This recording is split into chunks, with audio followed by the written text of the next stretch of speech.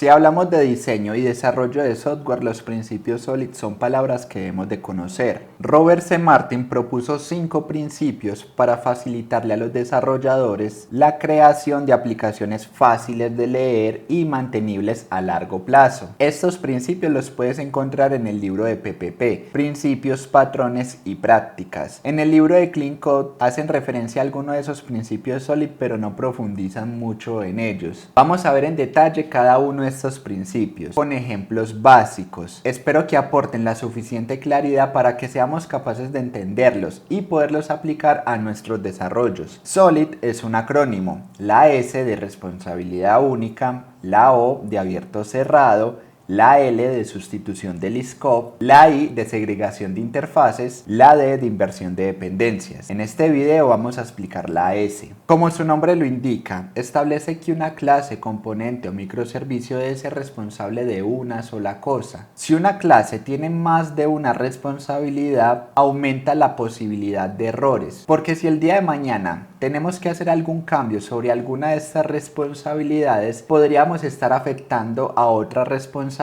sin que nosotros lo sepamos. Entonces en el libro dice, debe tener solo una razón para cambiar. A pesar de que es sencillo de entender, no nos dan muchas pistas de cómo aplicarlo. Este principio surge para romper la tendencia que tenemos nosotros de agrupar las cosas y relacionarlas entre sí, trasladando nuestra experiencia de la vida real. El ejemplo que proponen en el libro es de una clase llamada rectángulo.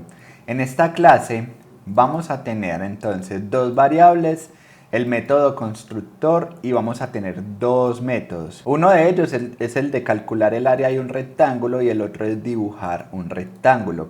Esta clase está rompiendo o violando el principio de responsabilidad única, porque en este momento tiene dos responsabilidades totalmente diferentes. Ahora, para aplicarlo en algo de la vida real, supongamos que nosotros tenemos una tienda de espejos. Entonces tengo esta clase espejo y lo que estoy haciendo aquí es obtener el precio de un espejo dependiendo del área del rectángulo del espejo que quiero vender. Por otra parte, tenemos la interfaz visual. En esta clase es donde vamos a utilizar el rectángulo para dibujar un botón de mi interfaz gráfica. Entonces, es muy probable que el método calcular área sea un método que no vaya a cambiar nunca. En cambio, las representaciones gráficas varían mucho con el tiempo y nos veremos modificando el método dibujar muy a menudo. Y al estar cambiando la clase rectángulo, cuando queremos cambiar la interfaz, estaremos aumentando las posibilidades de añadir bugs al método o a la responsabilidad de calcular área de un rectángulo, a pesar de que no tiene nada que ver con el método de dibujar. Entonces, por ejemplo, en esta clase principal, yo lo que estoy haciendo es que estoy obteniendo el precio de un espejo que quiero vender con estas características. Ahora, supongamos que yo el día de mañana, al método de dibujar, aquí en la interfaz visual, yo requiero la posición del botón. Es que necesito las variables para posicionar el botón que voy a dibujar. Entonces yo me voy a ver obligado a modificar esta clase rectángulo, añadiendo las variables x y y. Les voy a mostrar qué pasaría o cuáles son las consecuencias de no implementar los principios SOLID o el principio que estamos viendo, que es de responsabilidad única.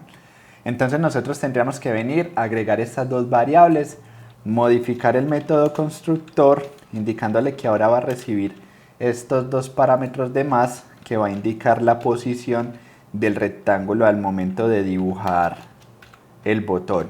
Entonces agregamos la variable x, la variable y listo. Hasta aquí entonces ya modifiqué mi clase rectángulo gracias a que necesitaba posicionar el botón. Venimos a la interfaz visual, añadimos las propiedades. Yo lo quiero que x valga 5 y que este valga 8, un ejemplo. Entonces quiero que observen algo.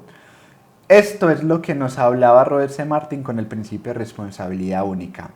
Yo solamente modifiqué la clase rectángulo gracias a esta responsabilidad y automáticamente estoy añadiendo errores ya al método de calcular área, porque en esta clase principal que yo estaba calculando el precio, pues ya entonces el constructor me va a pedir que lo actualice de acuerdo a las variables que agregamos. Digamos que aquí, porque nuestro programa es pequeño y detectamos el error pues muy rápidamente, ahora díganme esto en un programa mucho más robusto y con más complejidad.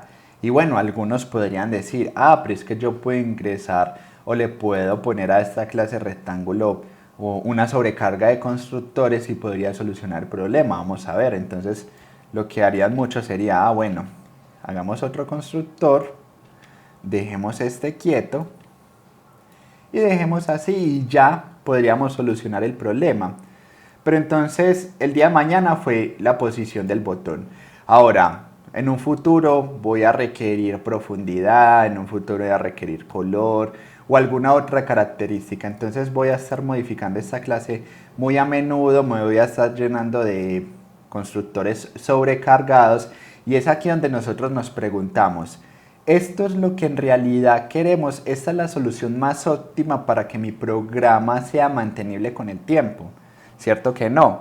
Entonces lo que podríamos hacer en este caso es separar esas responsabilidades en clases diferentes como nos explica Robert C. Martin. A eso se refería de que una clase debe tener solamente un motivo para cambiar.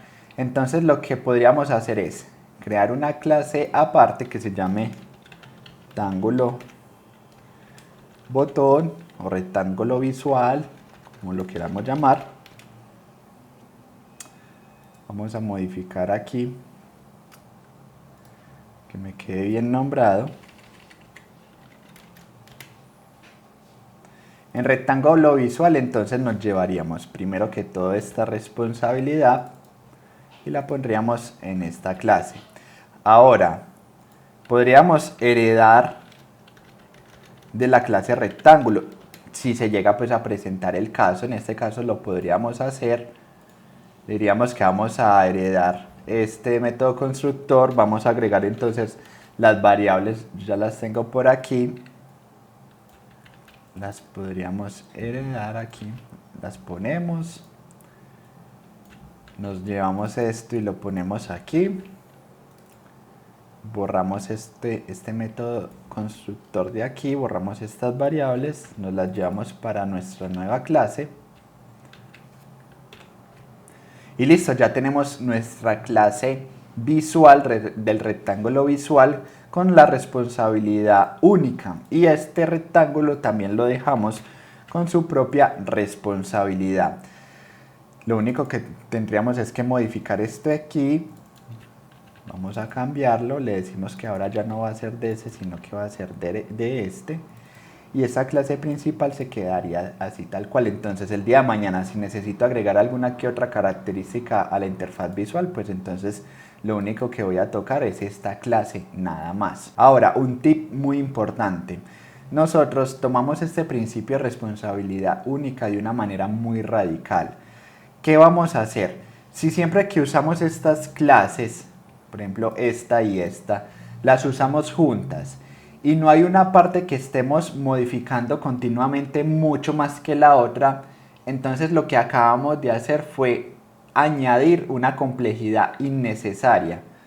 Por lo tanto, podemos decir que para aplicar el principio de responsabilidad única no podemos analizar la clase de forma aislada, sino que debemos ver su funcionalidad dentro de nuestro sistema, cómo es usada por los clientes y qué ocurriríamos cuando realicemos cambios en ella.